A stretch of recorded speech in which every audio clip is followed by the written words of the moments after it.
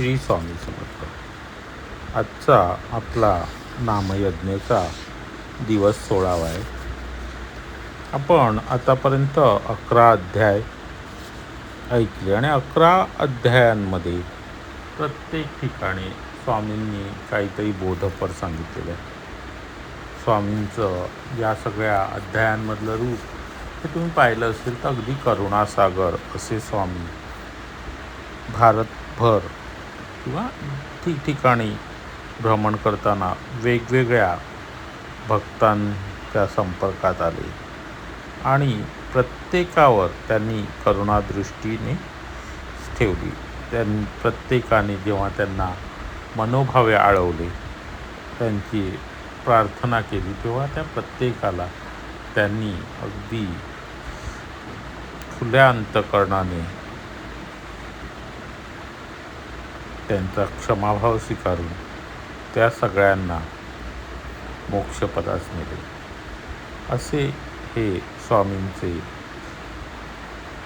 करुणामयी स्वरूप आपण आतापर्यंत या 11 भागांमध्ये पाहिलेलं आहे. आणि प्रत्येक भागात स्वामी कोणा ना कोणाला काही ना काही उपदेश देत होते आणि तेव्हा स्वामी कृपाळू होऊन जे जे स्वामींचे वचन होते त्यात चिनी दाम्पत्यासाठी त्यांनी जे वचन सांगितले ते अतिशय महत्त्वाचे होते. बघा आता ते काय म्हणाले, अरे कामविकाराने महत्क्लेशच फक्त मिळतात. म्हणजे कामविकाराने आपल्याला फक्त क्लेशच मिळतात.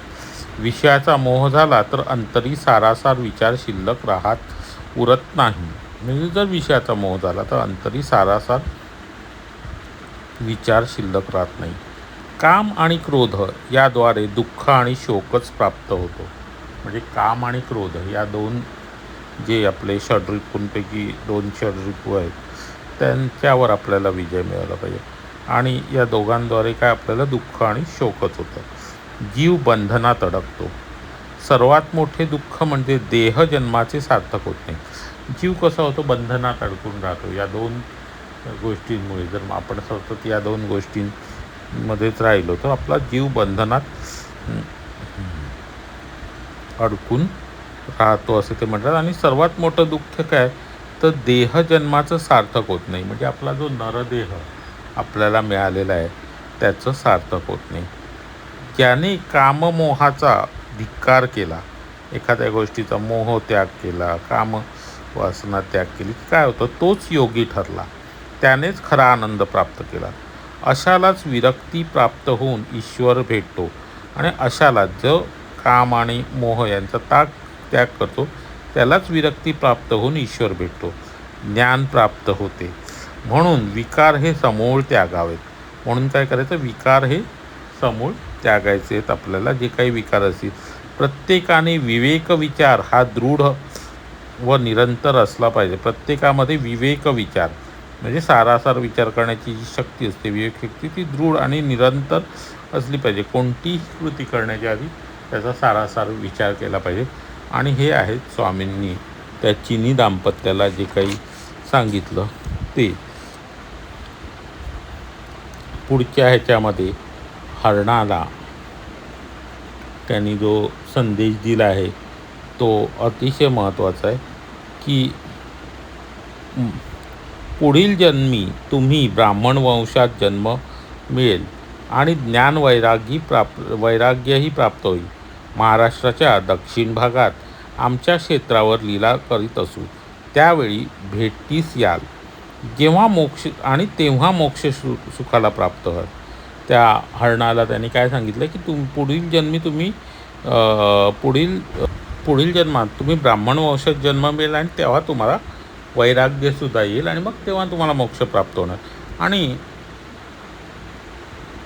तेव्हा स्वामींनी फार महत्त्वाची गोष्ट, मनुष्य जन्मा वाचून ज्ञानप्राप्ती होत नाही. नरजन्म हेच मोक्ष मार्गाचे प्रमुख द्वार होय. निरंतर गुरुकुलवास झाला की मनुष्यजन्म सुलभ होतो.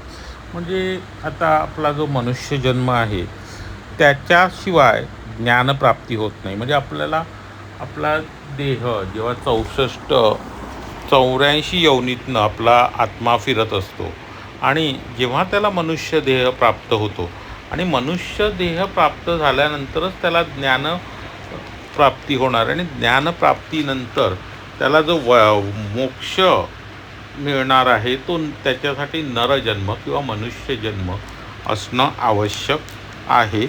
तरच हे म्हणजे आपल्याला जो आत्ता आपण सगळे मनुष्य जन्मास आलेलो हा केवढा मोठा योग आहे आणि हा मनुष्यजन्म आपण असाच वाया घालवू नये असं स्वामींचं म्हणणं आहे. आणि हेच स्वामी म्हणतात की मनुष्यजन्माशिवाय मोक्ष मिळणार नाही. आपण जे म्हणतो ना भगवंताची प्राप्ती, मोक्ष म्हणजे काय? मोक्ष म्हणजे काय तर आपल्याला भगवंताची प्राप्ती होते, आपण परमेश्वर चरणी लीन होतो आणि आत्मा हा जन्ममृत्यूच्या फेऱ्यामधून मुक्त होतो, त्याला मोक्ष प्राप्त होतो. आणि हे फक्त मनुष्य जन्मात शक्य आहे. त्यामुळे आपल्याला जो हा महत्प्रयासाने जेव्हा मनुष्य जन्म मिळतो तेव्हा षडरिपूंमध्ये अडकून न पडता त्याचं सार्थक करून प्रभूचं नाम जप करून मोक्षपदास जायचे असते. किती हे स्वामींचं करुणाकरी रूप आहे बघा, करुणासागरच जणू. आणि प्रत्येक अध्यायात आपल्याला त्याचा प्रत्यय येतो. चुकलेल्या दुर्मार्गावर गेलेल्या प्रत्येकाला योग्य वाट दाखवून त्यांना आपल्या क्षमाशीलता गुणाने हे पूर्ण ब्रह्म परब्रह्म तत्त्व जे आहे ते सगळ्यांचा उद्धार करत आहे. आणि हेच आपण 11व्या अध्यायापर्यंत पाहिलेलं आहे. त्यामुळे आता आपण आजचा हा 16व्या दिवसाचा जो भाग आहे तिथे कोणतीही कथा न सांगता आपण जरा मागे वळून पाहिलं आणि स्वामींची 2 वचनं आपण पडताळून पाहिली, म्हणजे त्याची उजळणी केली, पडताळून पाहिली. म्हणजे आजच्या या भागावर कोणताही प्रश्न नाही आहे. नेहमीप्रमाणे आपला नामयज्ञेचा जप आपल्याला करायचा आहे. कोणताही प्रश्न नाही, त्यामुळे उत्तर देण्याची हे नाही. आतापर्यंत जेवढे प्रश्न विचारले होते त्यांची उत्तरं आपल्याला लिहून पाठवायला सांगितली. मागच्या गुरुवारी एकदा सांगितली आणि आज पुन्हा एकदा सांगतो आहे की आत्तापर्यंत काल सांगितलंच होतं कालच्या भागात, पण आजच्या भागातही सांगतो आहे की आता ती उत्तरं मला लिहून पाठवा. जे कथा पूर्ण ऐकत असतील तेच या भागापर्यंत पोचतात आणि त्यामुळे त्यांना कळतं की उत्तरं लिहून पाठवायची आहेत, तर उत्तरं पाठवून द्या. श्री स्वामी समर्थ.